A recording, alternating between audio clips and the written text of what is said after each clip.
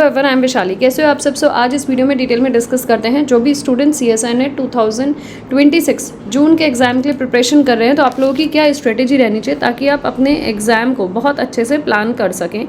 और जिन भी बच्चों ने प्लानिंग ऑलरेडी चल रही है या प्रिपरेशन ऑलरेडी चल रही है, तो अपने एग्जाम की प्रिपरेशन को किस तरीके से बूस्ट करें। तो इस प्रॉपर वीडियो में मैं आप लोगों को 3 सेगमेंट में इस पर्टिकुलर वीडियो को डिवाइड करूंगी। फर्स्ट सेगमेंट में मैं आपको बताऊंगी कि इन कमिंग 20 दिन में आप लोगों को क्या ज़्यादा करना चाहिए, फिर नेक्स्ट 20 डेज़ में क्या करना चाहिए, फिर एग्जाम से बिफोर जो 20 डेज़ बचते हैं उसमें आपको किस तरीके से प्लान करना चाहिए। नेक्स्ट मैं आपको बताऊंगी कि 8 घंटे की स्ट्रेटेजी की जो आप प्लानिंग करेंगे तो अपने 8 घंटे को किस तरीके से आप लोग शेड्यूल कर सकते हैं। फिर उसके बाद मैं आपको ये बताऊंगी कि अगर आप मॉक टेस्ट दे रहे हैं या टेस्ट सीरीज़ लगा रहे हैं तो टेस्ट सीरीज़ लगाने को किस तरीके से सही तरीका, सही अप्रोच क्या होती है टेस्ट सीरीज़ को लगाने की। तो इस वीडियो को 3 सेगमेंट में डिवाइड किया। फर्स्ट सेगमेंट के 3 पार्ट हैं। फर्स्ट सेगमेंट में मैं आपके 3 पार्ट्स में डिवाइड कर रही हूँ, पहले 20 days, second 20 days and third 20 days. First 20 days में आप लोग को हाई वेटेज टॉपिक पे एम्फेसिस देना है। जो भी हाई वेटेज टॉपिक हैं जैसे लीनियर अपना पूरा कवर करिए, रियल अपना फटाफट पूरा कवर करिए, ओडी पीडी अपने कवर करिए, कॉम्प्लेक्स एनालिसिस, ये सारे टॉपिक्स आपके ज़्यादा से ज़्यादा कवर होने चाहिए। उसके अलावा आप लोग को आप कमेंट करिएगा, मुझे बताइएगा कि आपको topic wise important, super important topic चाहिए कि कॉम्प्लेक्स एनालिसिस के ऐसे कौन से टॉपिक्स हैं जहां पे अगर 7 से 8 क्वेश्चंस कॉम्प्लेक्स एनालिसिस के आते हैं तो 6 क्वेश्चंस किन टॉपिक से कवर होते हैं। इसी तरह से लीनियर अलजेब्रा के 75% ऑफ क्वेश्चंस किस टॉपिक से आते हैं। अगर आप कमेंट करेंगे तो मैं ज़रूर वो टॉपिक वाइज वीडियो भी लेकर आऊँगी। हाई वेटेज जो भी टॉपिक आप कॉम्प्लेक्स एनालिसिस पढ़ रहे हैं, रियल एनालिसिस पढ़ रहे हैं, लीनियर अलजेब्रा पढ़ रहे हैं, पीडी पढ़ रहे हैं, ओडी पढ़ रहे हैं, तो इनके कौन से हाई वेटेज टॉपिक हैं, रिकरिंग टॉपिक हैं जो हर साल आते ही आते हैं, उनसे किस पैटर्न में क्वेश्चंस बनते हैं ये आपको पता होना चाहिए। उनको आप सबसे पहले तैयार करिए इन 20 दिनों में। उसके बाद उस पर टॉपिक वाइज PYQs करिए। PYQs को समझिए कि PYQs रिसेंट ईयर के कैसे आ रहे हैं और पुराने वाले कैसे आते थे। तो you will be able to conceptually strong कि आपको प्रिपरेशन अपने टॉपिक्स की किस तरीके से करनी है। तो पहला वाला पोर्शन आपका ये है, you have to cover more important topics with their PYQs। Next part में आते हैं पहले वाले सेगमेंट के। टॉपिक वाइज प्रैक्टिस करनी है आपको क्वेश्चंस की। अब आपको कोशिश करनी है कि ज़्यादा से ज़्यादा जो नेक्स्ट 20 दिन होंगे उसके बाद के, कोशिश करिए कम से कम 20 से 25 क्वेश्चंस आप पर डे के प्रैक्टिस करें। और वो क्वेश्चंस आपके मर्ज क्वेश्चंस पूरे सब्जेक्ट के हो सकते हैं, वो क्वेश्चंस आपके 2-3 सब्जेक्ट के मर्ज हो सकते हैं, वो हो सकता है कि आप प्योर और अप्लाइड के मिक्स करके करें, ताकि आप यहाँ पे अपनी स्पीड बिल्डिंग पे काम करें, प्लस टाइम मैनेजमेंट पे काम करें। कि बच्चे कहते हैं कि मैम हम क्वेश्चन करने बैठते तो पूरा दिन हम क्वेश्चन ही करते रह जाते हैं। नहीं, वो नहीं होना चाहिए। नए टॉपिक्स भी ऐड होने चाहिए, स्पीड भी इंक्रीज होनी चाहिए, नंबर ऑफ क्वेश्चन भी इंक्रीज होने चाहिए, टाइम मैनेजमेंट भी होना चाहिए। साथ में कोशिश करिए कि कम से कम 40 to 45 मिनट आप एप्टीट्यूड को ज़रूर दें, which will going to boost your 5 to 6 marks यहाँ से आराम से इंक्रीज हो जाएगा। ये वाला पोर्शन भी मैंने कवर कर दिया। अब moving to the next point, जो इसका लास्ट 20 दिन है उस पर आप क्या काम करोगे। कोशिश करिए टेस्ट सीरीज लगाने की। टेस्ट सीरीज लगाइए। टेस्ट सीरीज अगर नहीं भी ले रहे हैं तो पूरे ईयर वाइज क्वेश्चन पेपर उठाइए, उनको करिए। नेक्स्ट, पहले आपने क्वेश्चंस किए, क्वेश्चंस करने के बाद you have to analyse your mistakes. आपको मिस्टेक्स की एनालाइज करनी पड़ेगी कि मिस्टेक कर रहे हैं, कहाँ कर रहे हैं, किस पोर्शन पे बार बार अटक रहे हैं, और उसी बात उसकी थ्योरी पे काम करेंगे। और फिर उसी तरीके के और PYQs को करने की कोशिश करेंगे कि आप कॉन्सेप्चुअली स्ट्रांग हुए उन टॉपिक्स पे या नहीं। दूसरी बात आपको क्या करनी है, इसके बाद जो भी आपके ओल्ड टॉपिक्स हैं जिनकी आपने थ्योरी पढ़ी है, जैसे रियल है आपने कंप्लीट कर ली, उसके रिवीजन लगाइए। लीनियर पढ़ ली, उनके रिवीजन लगाइए। कोशिश करिए पहले टॉपिक वाइज रिवीजन करिए, फिर पूरे लीनियर का रिवीजन करिए, पूरे रियल का रिवीजन करिए, फिर लीनियर रियल का साथ में रिवीजन करिए।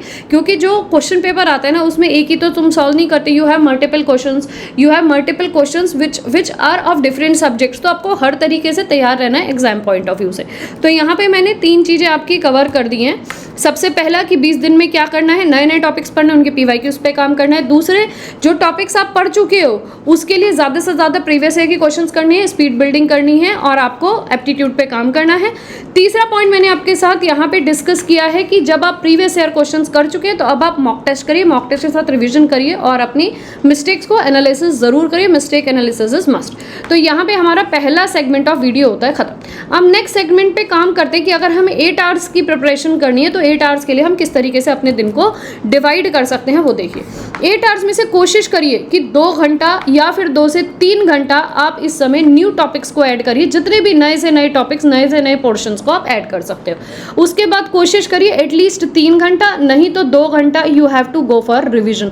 और अगर 2 घंटा भी नहीं मिल रहा तो 1-1 घंटे के 2 स्लॉट बना लो, एक सुबह उठते ही रिविजन डाल दो, एक रात को सोने से पहले डाल दो। या फिर अगर लग रहा है कि सुबह उठते ही रिविजन कौन करेगा, उस समय ब्रेन थोड़ा ज़्यादा फ्रेश होता है, तो you can go for more number of the topics, उनको सुबह सुबह टॉपिक्स ऐड कर लो, ये काम कर सकते हो। और दिन में रिवीजन डाल दो, जब नींद जैसी आती है या लगता है कि अब तो दिन भी बड़े हो गए, गर्मियों के दिन है, तो दिन में टॉपिक डाल सकते हो या फिर रात को रिवीजन के टॉपिक्स डाल सकते हो। So you can go for 2 hours of revision. इस तरीके से अपने दिन को आप डिवाइड करोगे।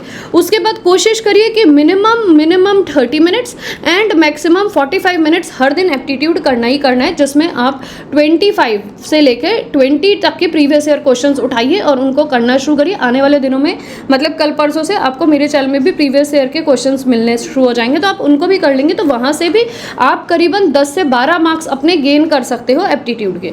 ठीक है, अगर 1-2 नंबर आते हैं तो 10-12 मार्क्स तक आप पहुँच जाओगे आसानी से, अगर प्रीवियस ईयर क्वेश्चंस को ही बहुत अच्छे से करना शुरू कर दो। बट हर दिन का ही टारगेट रखो। तो यहाँ पे आपके कितने घंटे हुए? 3 घंटे सुबह, 2 घंटा आपके 5, 5.5, 6 घंटे यहाँ पे आपके कवर हो गए। अब बाकी बचे हुए 2 घंटे में आप क्या करोगे ना, आपने से प्रीवियस ईयर क्वेश्चंस लगाए। जब आप न्यू टॉपिक पढ़ोगे तो प्रीवियस ईयर करोगे, रिवीजन करोगे तो प्रीवियस ईयर ऐड होंगे।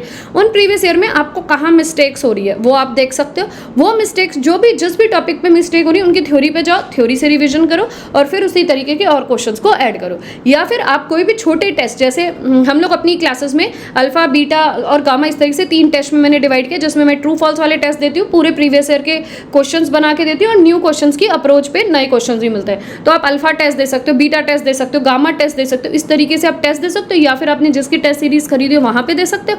और टेस्ट सीरीज नहीं भी खरीदी हो तो प्रीवियस ईयर को पूरे चैप्टर का प्रीवियस ईयर के 3-4 क्वेश्चंस कर लो, 8-10 क्वेश्चंस लगा लो।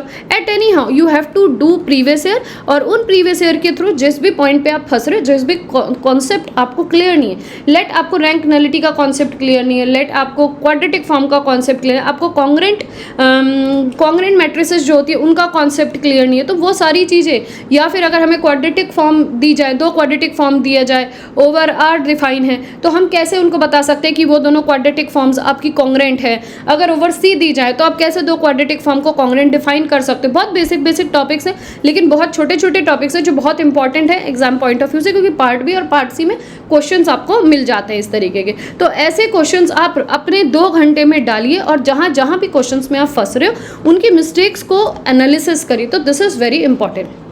नाउ नेक्स्ट, तो मैंने आपको यहाँ पे ये पोर्शन बता दिया, ये 3 पार्ट बता दिए, 20-20 दिन की स्ट्रेटेजी, उसके बाद आपका टाइम शेड्यूल बता दिया। अब मूविंग टू द नेक्स्ट कि आप किस तरीके से अपने मिस्टेक्स को अवॉइड करें अपनी इन 60 या 70 डेज़ की स्ट्रेटेजी जो आपकी रहनी चाहिए, 70 दिनों की या 60 दिनों की, क्योंकि हमें भी नहीं पता कि एग्जाम 15 जून के बाद कभी भी हो सकता है। So we are not aware about कि 15 को होगा, 16 को होगा या 20 को होगा, उसके आसपास जब भी होगा तो उस हिसाब से मैं 70 डेज़ लेके चली हूँ। उस हिसाब से मैंने आपको स्ट्रेटेजी बता दी, आपका टाइम शेड्यूल बता दिया। आप अपनी चॉइस के अकॉर्डिंग अपने टाइम शेड्यूल को बना सकते हैं ना। मिस्टेक्स कौन सी अवॉइड करनी है? New topics with no revision. ज़्यादा से ज़्यादा नए टॉपिक्स पढ़ते जा रहे हैं बट उनका रिवीजन नहीं हो रहा है तो वो बेकार है। नए टॉपिक्स को ऐड बिल्कुल मत करो, जो पुराना पढ़ा है उन्हीं को रिवीजन करना शुरू करो। वैसे तो आप 15 मई तक जितने भी ज़्यादा से ज़्यादा टॉपिक्स हैं उनको आप ऐड कर सकते हो। No PYQs, structurally practice. जो भी PYQs उठ रहा है, बहुत सारे बच्चे जब मेंटोरशिप से मुझसे जुड़ते हैं तो कहते हैं कि मैम हम बस PYQs कर रहे हैं, हम अपने मन से ये वाले PYQs करें। क्यों भाई अपने मन से क्यों कर रहे हो? जब आपको बताया जा रहा है आपको उसी तरीके से PYQs करने चाहिए। और अगर आप अपने आप सेल्फ प्रैक्टिस भी कर रहे हैं तो PYQs को स्ट्रक्चरल करिएगा कि एक सब्जेक्ट के कुछ टॉपिक्स उठाए फिर उनको उस तरीके से करके देखें। अदरवाइज ऐसे नहीं होगा कि आज लीनियर का उठा लिया, कल रियल का उठा लिया, कल एप्टीट्यूड का उठा लिया, फिर अप्लाइड का उठा लिया। No, random. खुद भी नहीं पता रहता कि 5वें 6ठे दिन आप कौन सा पहले दिन प्रीवियस ईयर क्वेश्चन कर रहे थे। तो don't do the random selection of the previous year question. No revision of old topics. पुराने टॉपिक्स पढ़ लिए, उनको ठंडे बस्ते पे डाल दिया, वो नहीं हम रिवीजन करें। तो that is also not, because when ever you will be getting the previous year questions of your old data या ओल्ड टॉपिक्स, तो एग्जाम में वो जो मेमोरी में जो चीज़ें रिकॉल नहीं हो पाती हैं इतना easily, because you have not revised. It want you to a thorough revision of the topics after every 3 to 4 days, ताकि वो आपकी मेमोरी में अच्छे से सेव हो सके। तो इसका मतलब वो भी बेकार ही है अगर रिविजन इस तरीके से चल रहा है तो। No aptitude, no applied practice. आप एप्टीट्यूड की प्रैक्टिस पर डे के हिसाब से नहीं कर रहे हैं, अप्लाइड की प्रैक्टिस नहीं कर रहे, तो ये भी आप गलत कर रहे हैं। आपको एटलीस्ट एप्टीट्यूड या अप्लाइड एक सब्जेक्ट अपने प्रैक्टिस में एवरीडे के हिसाब से डालना चाहिए, which is very very important for you. I hope इस वीडियो से आपको काफ़ी कुछ सीखने को मिला होगा, काफ़ी अच्छी स्ट्रेटेजी मैंने यहाँ पे आपको बताई। अगर आपको इस स्ट्रेटेजी से मदद मिलेगी तो प्लीज़ अपने बाकी फ्रेंड्स के साथ ज़रूर शेयर करिएगा और कमेंट करके ज़रूर बताइएगा कि आप नेक्स्ट वीडियो किस पे देखना चाहेंगे। इसके अलावा अगर जो भी बच्चे चाहते हैं रिकॉर्डेड बैच लेना तो आप रिकॉर्डेड बैचेस भी ले सकते हैं। हमारे जून 2026 के लिए टेस्ट सीरीज़ लेनी है तो आप टेस्ट सीरीज़ के लिए भी जुड़ सकते हैं। अगर आप मेंटोरशिप प्लान करना चाह रहे हैं कि हम किस तरीके से मैम तैयारी करें, हमें अभी नहीं समझ में आ रहा, तो आप मेंटोरशिप से जुड़ सकते हैं। और हम लोग आने वाले समय में कल परसों में मैं रियल से स्टार्ट करने वाली हूँ। अगर आप लाइव बैच से जुड़ना चाहें तो लाइव बैच से भी जुड़ सकते हैं। इसके लिए आपको मुझे कॉल करना होगा, मेरे नंबर 8860 338 338 में। Okay, so thank you for watching this video.